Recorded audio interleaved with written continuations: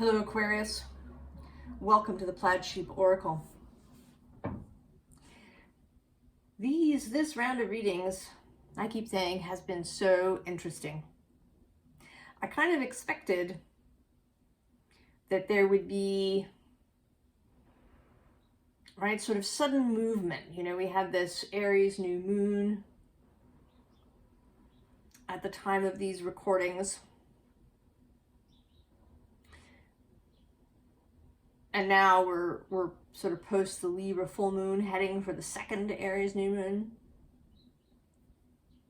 And yet all of the readings have sort of been focusing on some particular stumbling block, something that even with all of the introspection and work and whatnot that we were doing,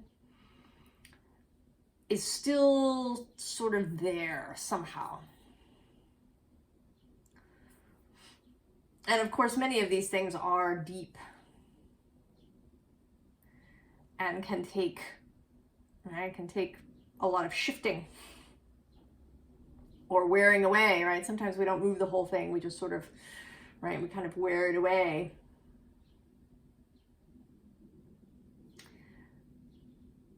So yours is very interesting. You know, Aquarius is often seen, right, as the sign of innovation, right, of futurism.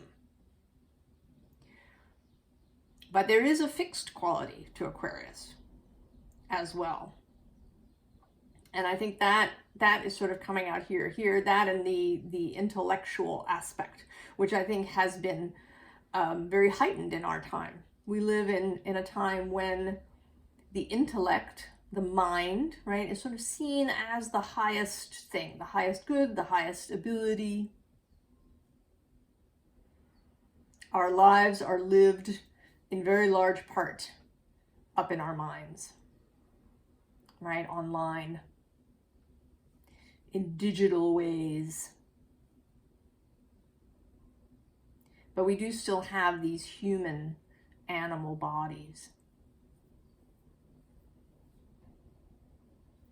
So the card that came out for you from the Magickal Botanical Oracle is the vine. Grapes. That's Pan there. The satyr in the center. Right, so the vine, right, and this idea of this grape harvest that's happening here. Both the grapes themselves, right, which are, you know, sort of gorgeous. They're like jewels hanging on the vine. And then the wine that's made from it. This sense of the fecund, of the gorgeous, of the sensual, of the mystical, of losing control a little bit, right? Of loosening those bonds that keep us. And I'm going to read just a teeny bit from the book under the Plant Spirit Medicine heading. The spirit of vine helps us relax and let things go with the flow, much like the spirit of wine. As a flower essence, vine is prescribed for those who have a tendency to be domineering leaders who want to take charge of every aspect of everything. Vine helps such people relax, trust their teams, and look at the big picture. In the mystery traditions, Vine teaches us about letting go of our attachments to this life so that we may be reborn into another, as seen in many of the resurrection cults. So this idea of not wanting to control every last aspect of things. And then you also had a quote, which is very interesting. It is from the Gospel of Thomas, and you've probably heard it. If you bring forth what is within you, what you bring forth will save you. If you do not bring forth what is within you, what you do not bring forth will destroy you.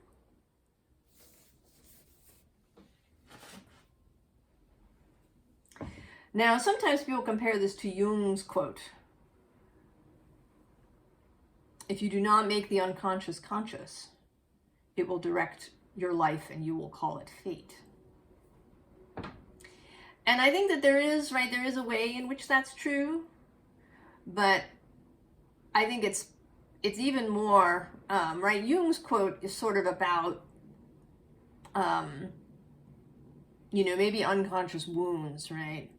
The way that we have these sort of reflexive reactions to things. The way we bring experiences into our life, right? We attract and create experiences that, feel repetitive, right? And so again, I've got this job and, again, the boss is like this. Or I'm in a relationship and again, I seem to be with a person who's X, Y, and Z. But I feel like the Gospel of Thomas is also talking about really beautiful things. Right? Dreams and gifts that we may bury because they feel, they're not practical. They're too fantastic. They're selfish. They're, whatever. I think that, Aquarius, that your issue is that you're suffering from excess pragmatism. So I say that here, there's this call, right? It's such a beautiful card. It's a judgment in this deck, but it's kind of extra lovely, right? That you're being called towards something beautiful. And what's under it is this 10 of water, right? Called towards this beautiful, full belly laugh Buddha happiness thing that's happening. And actually under that is the 6 of air, right? Called toward movement in another direction. But what you've got, first of all, is this 5 of earth, right? 5 of pentacles, who in this card is just covered, right? She's been standing here for so long that she's, right, the stuff has overgrown her. She is mired kind of in these earthy things, right? The practical, mundane aspects. And then as an adjunct to that is this 10 of air, right? Which is the kind of the mundane mental aspects, right? The answering of the emails, the scrolling of the social media, the keeping up with the news, if that's a thing for you. Reading all the things. So between them, these two things kind of suck up all the air in the room, right? All the oxygen goes toward just these two aspects, right? The practical daily things that we have to make sure of. And often, right, what we find in this space, right, reading things online and listening to other people and looking at people's Facebook posts and their Instagram and, and a lot of it, right, is well-meaning. But it's repetitive. And it may, cause you to focus on things. Well, have I done all the things? Have I done all the meal planning? Have I done, is the house in perfect order? Have I, are all my subscriptions in line? Right? There's just endless things that have to be, am I ready for changes that are coming? Have I disaster-proofed my life? I had this dream, but I had this dream. This king of water. You know, Aquarius, you are the water bearer, right? You carry this ewer, this jar of water. And water is needed for electricity, right? Or, well, it's not needed, but it's a good conductor of electricity, right? It's part of what conducts electricity in the body, right? Salt water, the sea within us.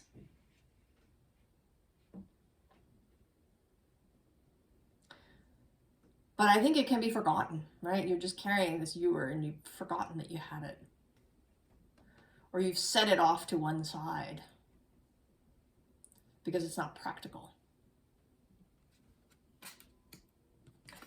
Instead, right, you're dancing on the wire.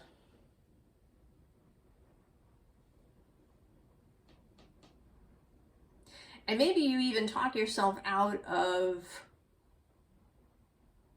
the miraculous, out of the wonderful. I was chatting with a friend this morning about this, about how we have these marvelous experiences, and then we talk ourselves out of them. I didn't really see that. I didn't really feel that. That wasn't a numinous experience. That was just, you know, brain chemicals, or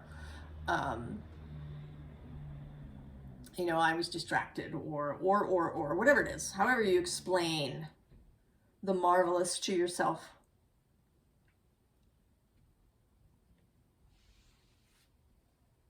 However you make the sacred mundane.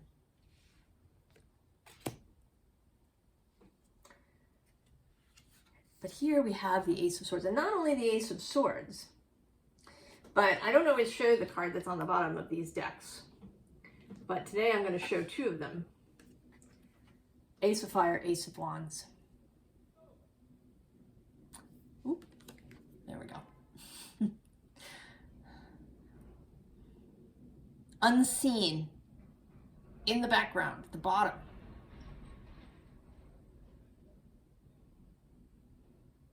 Right, this fire. And you can imagine, can't you, that if you didn't pay attention to the fact that this fire was happening, if you didn't bring the fire forth,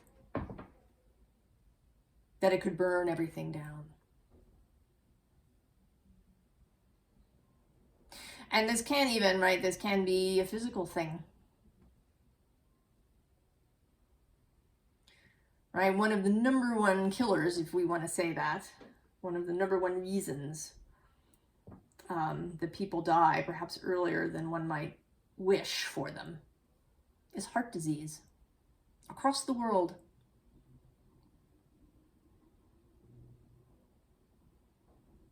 Right, that hearts literally sort of burn up because they haven't been allowed to express themselves.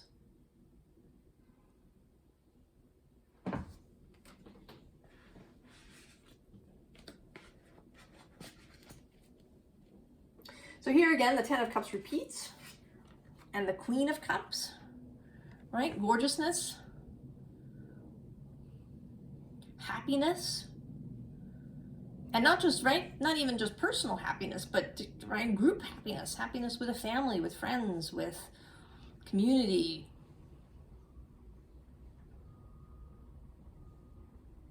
All right, emotional satisfaction, emotional maturity, and skill.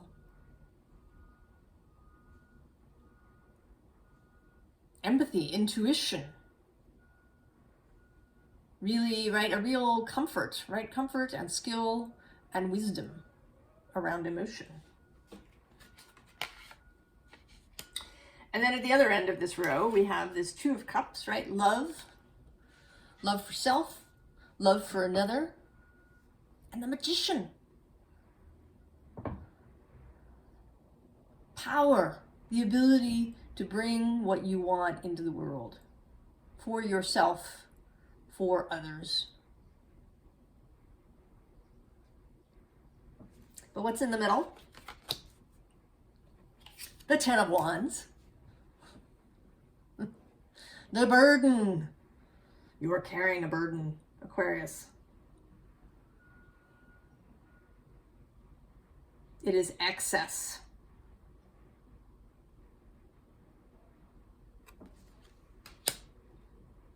You are carrying more weight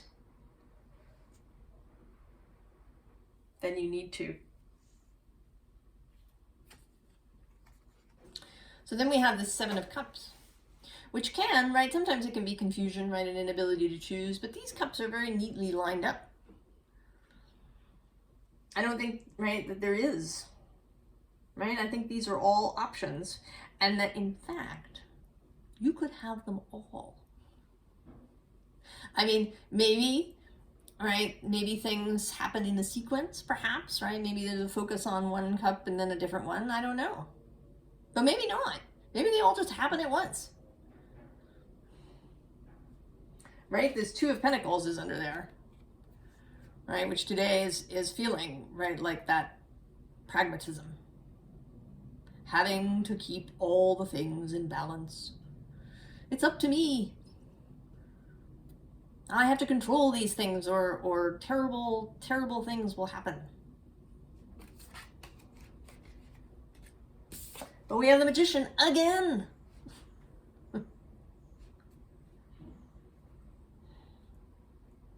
Right? He knows that it's not about micromanaging.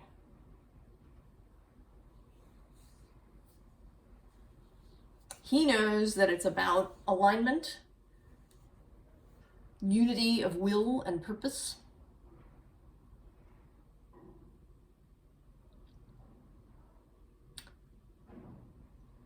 And personal integrity, for sure. He's followed by this Queen of Swords, who, of course, right, she knows what is needed and what is not. What needs, right, what can be cut? What can be delegated? What doesn't even need to be here at all?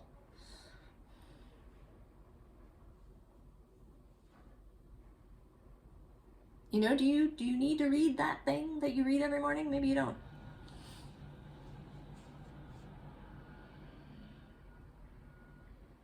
Clarity of mind and a free mind, right? She knows her own mind.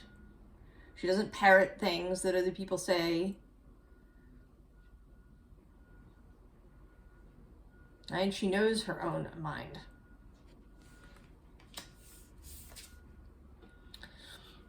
And then there's this Four of Cups elephant,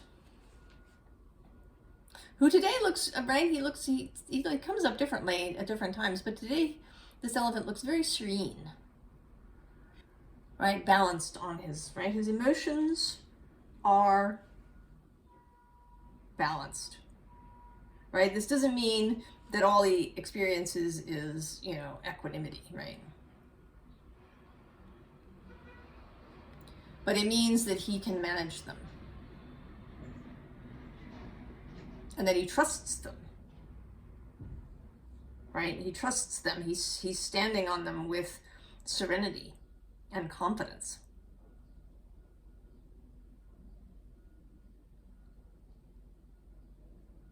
He knows that he can use his feelings as a guide.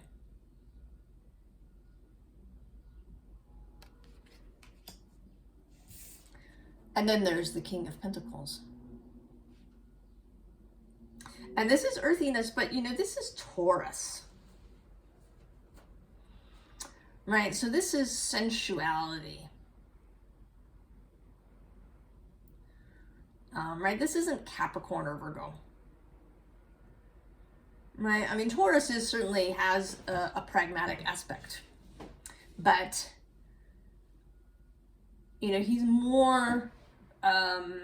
right, Taurus is more wild, right? Because Taurus is, for me anyway, the earth, right? The actual soil, right? That stuff grows in, the earth itself.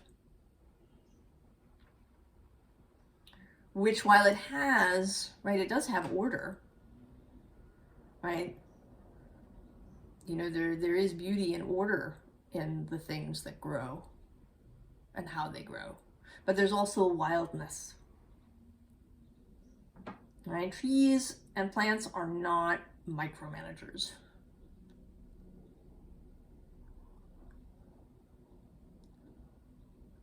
you know. And this King of Pentacles repeats again, and they're here, right, with emphasis on this natural state, this earthy state, right? He's in this tree, and there's this dragon.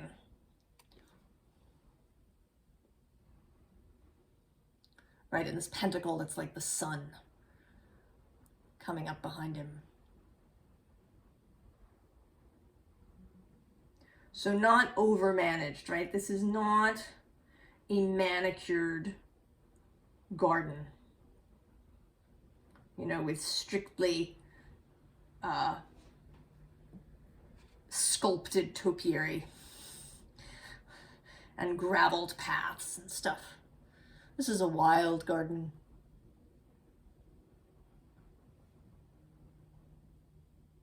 Right? I mean, there's some gardening is happening, right? Things aren't running riot completely. There's a bit of organization going on. But it's very little, right? It's just, you know, tucking this thing in over here and maybe pulling that thing out over there, but not excessively, right? It's a kind of gentle stewardship.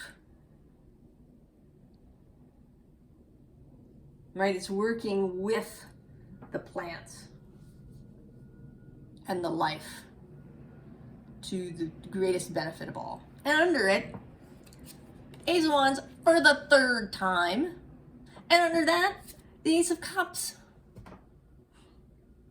So if we count them all, we have had 5 aces appear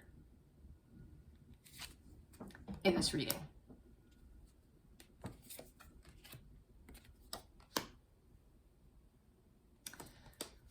All right, so here is that 3 of Swords.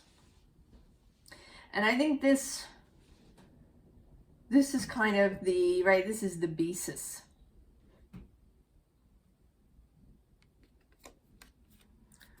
Right, we've all done this, right? Stuck swords into ourselves.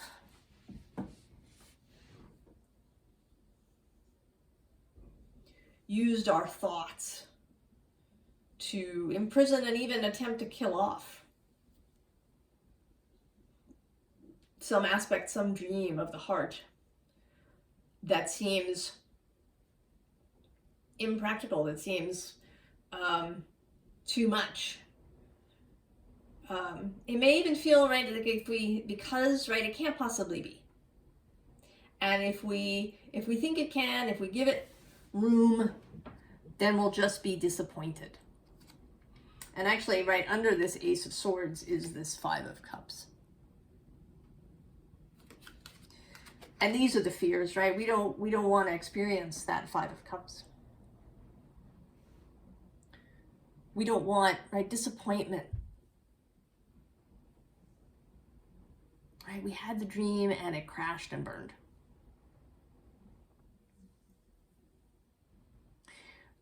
But you are being asked to leave past experience behind. This is, if there's any message that has shown up everywhere all the time since this Aries new moon, leave the past behind. Do not use the past as a map or a guide to the future. The past is not the future. It is not your destiny.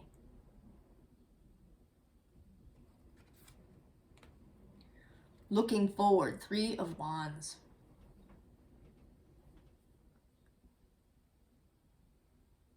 Looking forward with positive expectation. Right? And today, actually, that I'm filming this, Jupiter meets the Sun, or I should say the Sun actually catches up to Jupiter.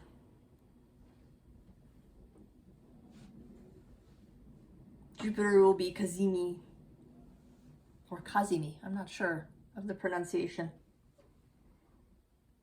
It means in the heart of. Jupiter will be in the heart of the sun.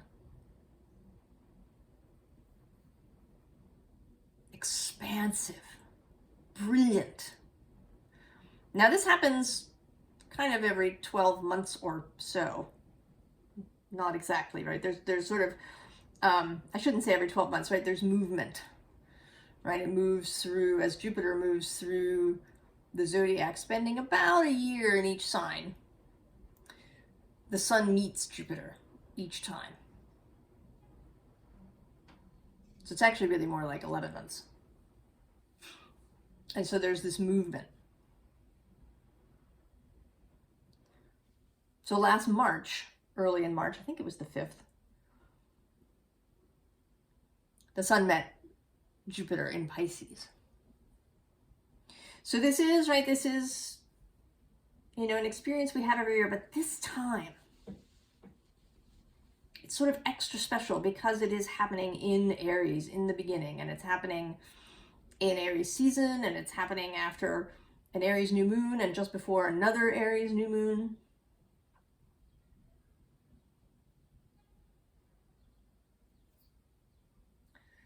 There is a call to radical newness. Right? To do something radical, to leave the past behind. To say, I don't care how it happened before. I don't care what happened the last time I tried X, Y, or Z.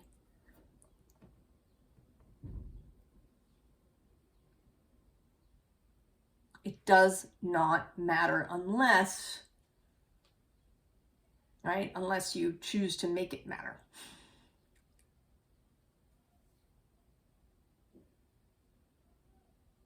You know, we are, right? We are very, right, mind focused in this time in history. But the mind is actually really powerful.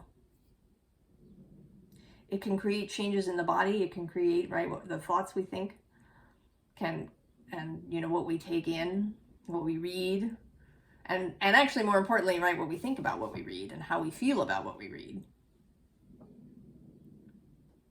Creates appreciable changes in the body. Right? Our beliefs create changes in the body, in our physical world. So the mind is really important, but not, right, kind of for its own sake. Right? It's kind of not the be all and end all in the sense that, right, our bodies don't matter. Right? The whole of us matters. But what we think, right, the thoughts that we think and the beliefs that we have and how we proceed change everything in our lives. So what kind of thoughts are you thinking? Are you thinking about all the little tiny details of everything all the time? Are you believing only what you can see and touch in the physical world at this moment?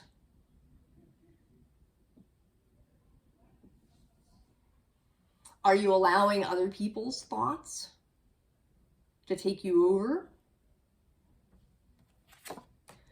So we have the Emperor. And the true Emperor, right, who is not a control freak. Right? He controls only that which is, right, of benefit. Right? He does control his own thoughts in the sense that he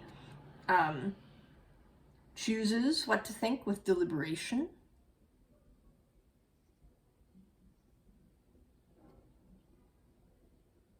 He's not a slave to other people's opinions or beliefs, or he's not a slave to his past. He knows when to delegate. He knows when to take responsibility and when to give that responsibility to others. because that's appropriate. He knows what is his to do and what belongs to spirit and source.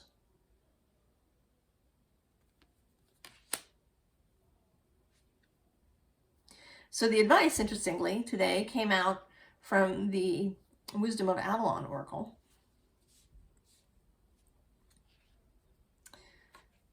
So we start with the underlying read and magic, coincidence, synchronistic events.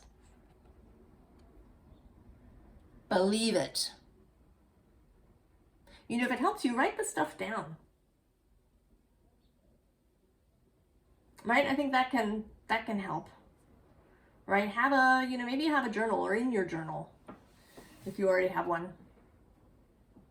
Write down stuff, write down the magical things that happen. Write down the synchronous. Write down the amazing thing that occurred when you let your intuition guide you.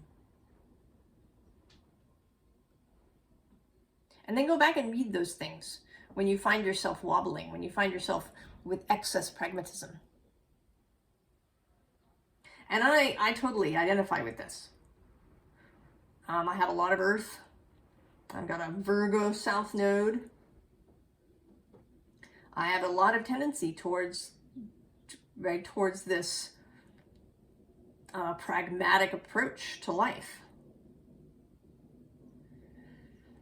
In fact, my sister once actually said that to me with a bit of disdain. "You're so pragmatic," she said.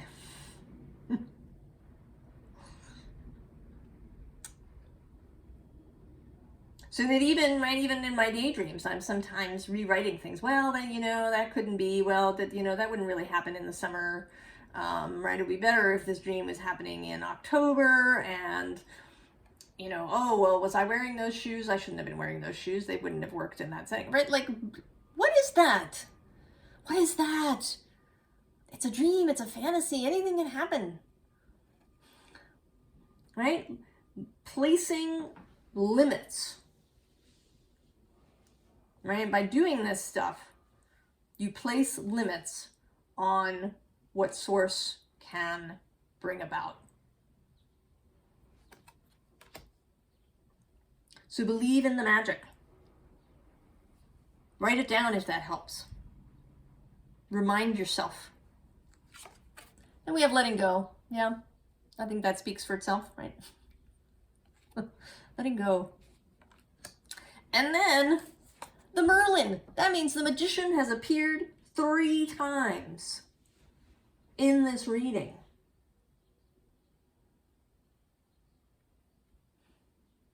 3 times, Aquarius. And that was just 3322 on the counter.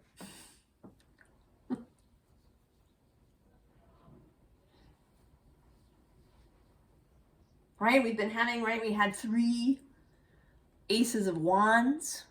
We've had 2 Kings of Pentacles. 2 Ten of Cups showed up. And 3 Magicians.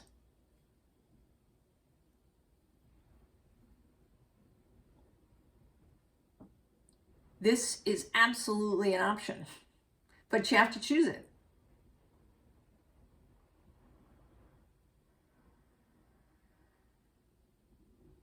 Yeah. And that Jupiter-Sun conjunction continues into tomorrow, actually, when this reading will drop.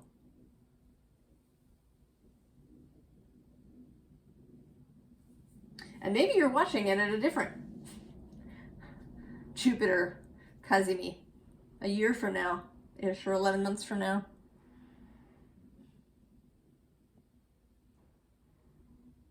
Or I guess 13 months from now, when the Sun and Jupiter will meet in Taurus.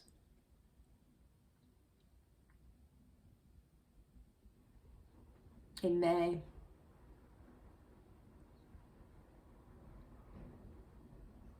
You are the magician, Aquarius. Right? I mean, you see that just now, right? Like I had to correct myself. What's that? Right? Having to get the detail right, who cares? Stop it. Be magic, Aquarius. And we end with the owl. Now this says deception and wisdom. And I think this really is about seeing clearly. Seeing what you're doing. Paying attention to yourself. When do you go down the rabbit hole? When do you get caught up? When do you know, do you find yourself still looking at the past? Do you find yourself correcting yourself? It's got to be correct.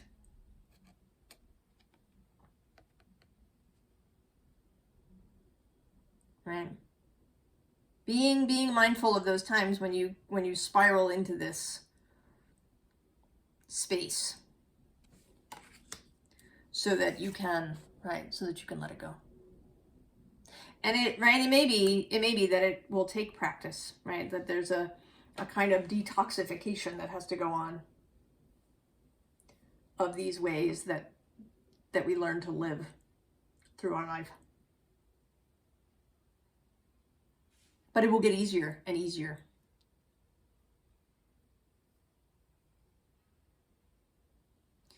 Drink deep, Aquarius.